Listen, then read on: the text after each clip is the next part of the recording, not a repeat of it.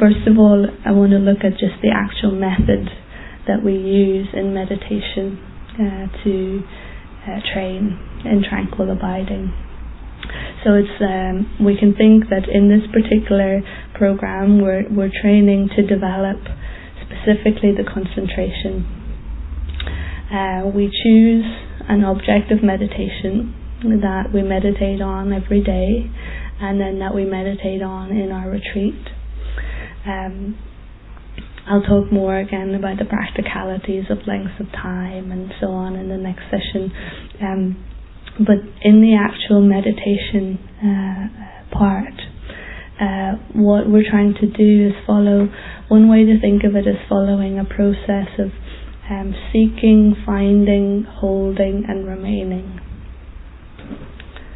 So we seek the object and we find it, and then we hold it, and then we remain.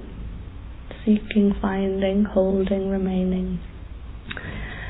And then what we try to do is see the meditation. Say for example you're meditating for 15 minutes.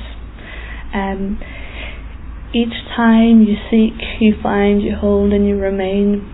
This is like a discrete section of your meditation, or a discrete part of it. And so we'll do this many times throughout a 15-minute session, depending again on our levels of concentration. Our levels of concentration will determine how long we're remaining, but initially maybe remaining just for a short time. So we seek, we find, we hold, we remain, and then we rest for a few seconds. And then we begin again. We seek, we find, we hold, we remain, and then we rest for a few seconds. And we continue this process again and again, depending on our familiarity with the object. Maybe initially we'll need to do a little bit of learning the object, and so the finding it, the seeking and the finding of it might take a longer time, but over time hopefully due to our familiarity we'll be able to find it quite quickly as well, and through the improving of concentration we'll be able to hold it for longer. So I guess even though we're going through the same process again and again and again, really it'll be a little bit different every time, if that makes sense. So you might be thinking, oh my goodness, that sounds really boring, seeking, finding, holding, seeking, finding, holding again and again and again. And it's just due to our tendency of just needing constant distraction, isn't it? Doing something with our mind again and again and again, even though there's a part of us that knows it's really good for us and it'll be really beneficial if we persist with it and keep trying. Our tendency is to just get distracted and go to our objects of attachment and so on.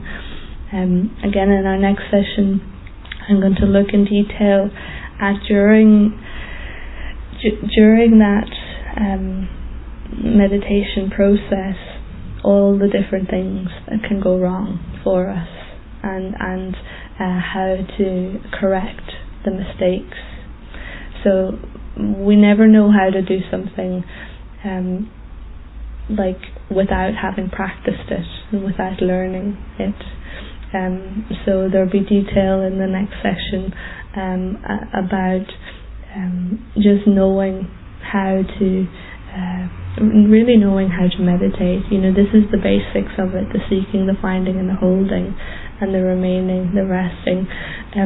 But within that remaining, for example, what are all the different things that'll go wrong, and how do we put them right?